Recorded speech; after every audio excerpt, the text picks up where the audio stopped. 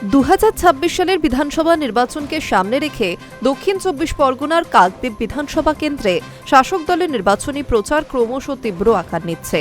প্রতিদিনই বিভিন্ন প্রান্তে সভা, মিছিল ও যোগদান কর্মসূচির মাধ্যমে নিজেদের শক্তি বৃদ্ধি করছে শাসক শিবির। এই আবহেই কাকদ্বীপের নেতাজি গ্রাম পঞ্চায়েতের কেদরহাট এলাকায় আয়োজিত এক জনসভা ঘিরে রাজনৈতিক উত্তেজনা চরমে ওঠে। এই সভায় বিশেষ আকর্ষণ ছিলেন সদ্য বামফ্রন্ট ত্যাগ করে শাসক দলে যোগ দেওয়া প্রতীকুর রহমান। তার উপস্থিতি এবং বক্তব্য ঘিরে সাধারণ মানুষের মধ্যে যথেষ্ট উৎসাহ লক্ষ্য করা যায়।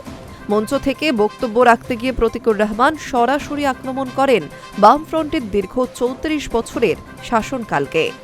তিনি দাবি করেন, সেই সময় উন্নয়নের গতি ছিল অত্যন্ত ধীর এবং সাধারণ মানুষ প্রত্যাশিত সুযোগ সুবিধা থেকে বঞ্চিতও হয়েছেন। অন্যদিকে বর্তমান সরকারের বিভিন্ন উন্নয়নমূলক প্রকল্প উদ্যোগের ভূয়সী প্রশংসা করেন তিনি।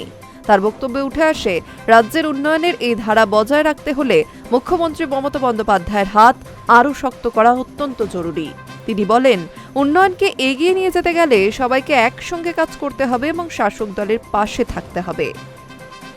এই সভার অন্যতম গুরুত্বপূর্ণ দিক ছিল বিরোধী শিবিরে বড়সড় ভাঙন। মঞ্চ থেকেই প্রতীকুর রহমান এবং শাসক দলের মনোনীত প্রার্থী মন্টুরাম প্রাক্ষীরার হাত ধরে প্রায় 1000-এরও বেশি আইএসএফ সমর্থক তৃণমূল কংগ্রেসে যোগদান করেন।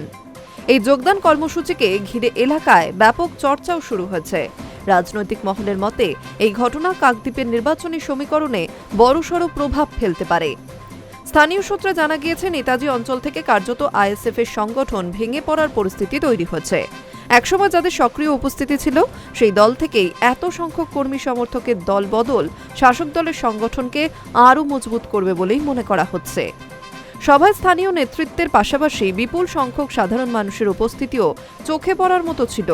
কর্মী সমর্থকদের উচ্ছ্বাস এবং স্লোগানে গোটা এলাকা মুখর হয়ে ওঠে।